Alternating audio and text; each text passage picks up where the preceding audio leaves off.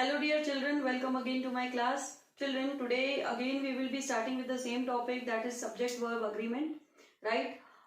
You can see on the board that I have written certain rules of subject verb agreement. So these rule has to be followed while doing what? Subject verb agreement. Now without wasting any time, let's come to the first point.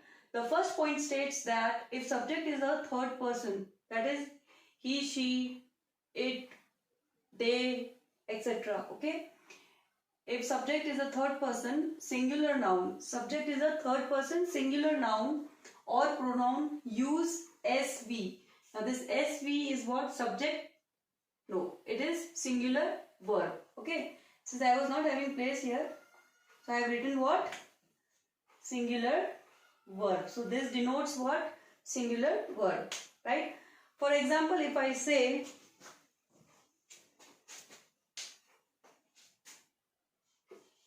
he dance well, right? He dance well. Here he is what? A pronoun, right? He is a pronoun. Dance is a verb. Now this verb is what? Singular verb. So he dance well. Okay. Now excuse me. Coming to the second point, if the subject is a third person plural noun, here the subject was third person singular noun, okay, noun or a pronoun. Excuse me.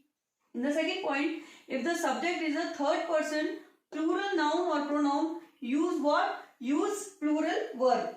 For example,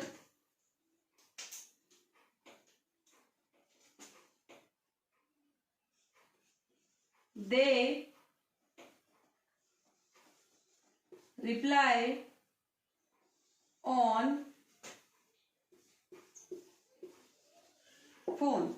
They reply on phone. Here they is what? They is the plural form of what? Pronoun, right? Again come here, if the subject, now they is the subject and it is in which form? It is in the plural form, right? So we have to use what? Plural verb. We have to use what? Plural verb. So they reply on phone. Let's come to one more example of this.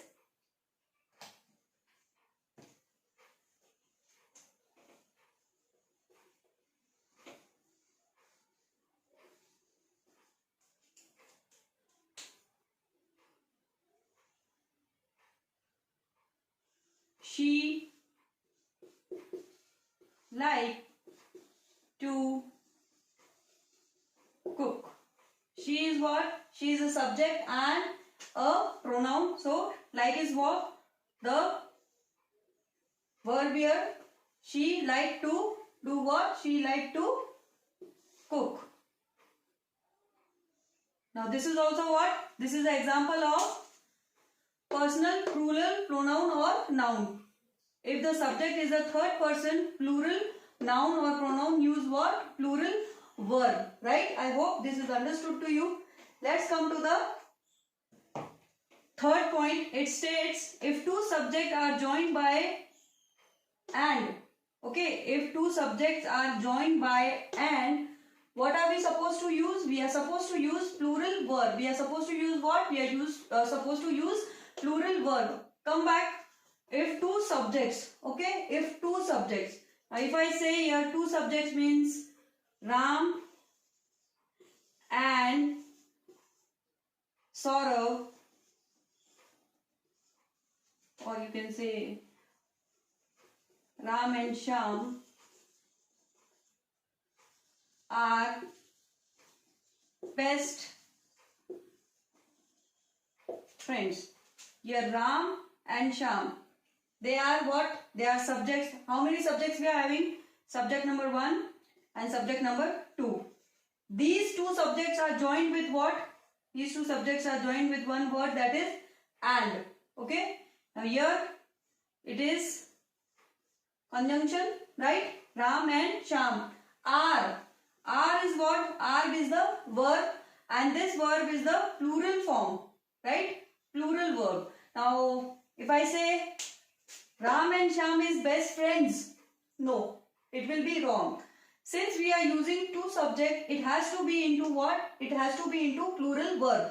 Thus we use what? Ram and Shyam. And itself is denoting what? It is denoting that there are two subjects in a sentence. That is, we are talking about two subjects. Ram is the first subject and Shyam is the second subject. So Ram and Shyam. Of course, we are giving a and here. So it has to be what? It has to be are. Okay.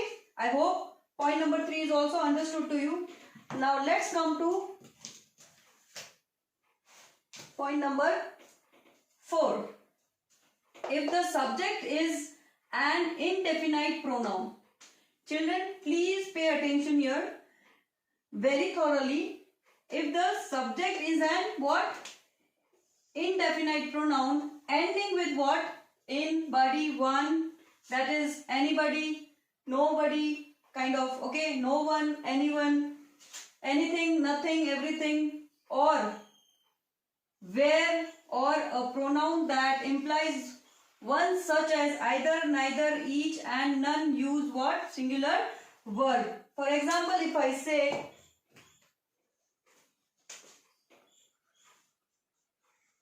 everyone looks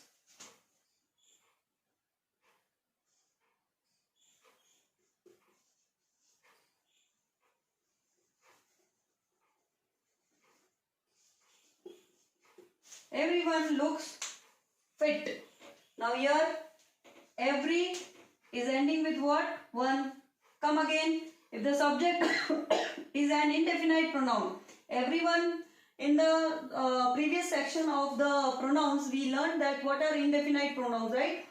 Ending with what? One, that is everyone, no one, right? So here everyone is what? Everyone is an indefinite pronoun. So if the subject is an indefinite pronoun ending with what? In, body, one. Now here we got one. It means everyone, okay? The word every is ending with what? One, right? Thing or where or a pronoun that implies one such as either, neither, each and none. Now one such as either, neither, each and none use what? Singular verb. These are using singular verb. Now everyone looks fit. This is what? This is the example of the fourth point. There are two more points. Let us elaborate those points also. So here students, you can see that I have written the point number 5 and point number 6. In point number 5, what is given? It is given that if the subject is an indefinite pronoun such as both, many, much, all, few or a few, use what? Plural verb. With the help of the example, you will understand this. For example, if I say both are my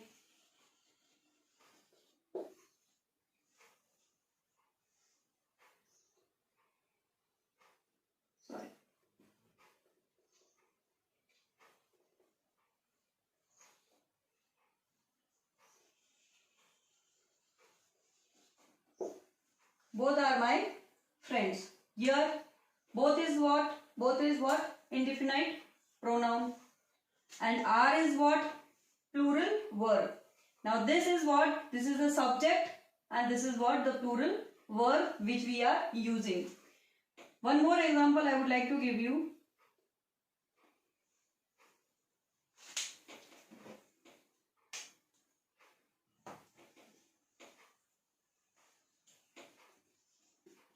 All are happy, right? All here is what? It's the subject plus what? Indefinite pronoun. Are here is what? The verb, and the form of verb is what? Plural verb, right? So all are happy. I hope with the example this point is clear to you. Let's come to the 6th point. Excuse me. The 6th point states that if the subject is determiner such as most, some, or it is followed by a noun, consider whether this noun is countable, singular or plural, plural or uncountable. Again I am coming to the point. If the subject is determiner, okay, the subject is determiner such as most, some, or followed by a noun. Now here we have to make sure whether the noun here which we are speaking about is countable or uncountable, okay, whether the noun is countable, singular or plural or uncountable, and use what? VA. Now this VA means what? Verb agreement, right? Let's have an example of this.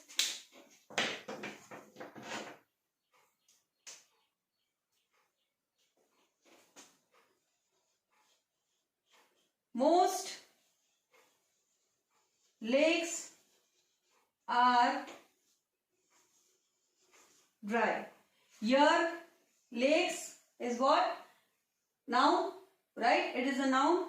Most is what? It is a determiner.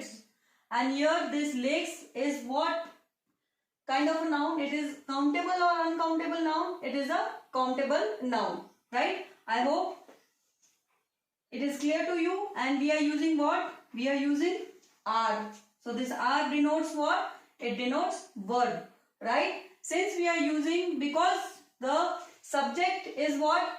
The subject is what? The subject is in the plural form. We are using what? We are using are. That is, the verb form is what? In the plural form. Here it is given whether the noun is countable or uncountable. So the noun is countable and the form is what? In the plural form. The countable noun in the plural form. Thus we are using what? We are using are. That is the plural verb. Here you have to make sure whether the noun is countable or uncountable, and then you have to figure out whether they are singular or plural. If they are singular, then of course the verb form will be in the singular form, and if they are in the plural form, it has to be into what? In the plural form. It depends, okay?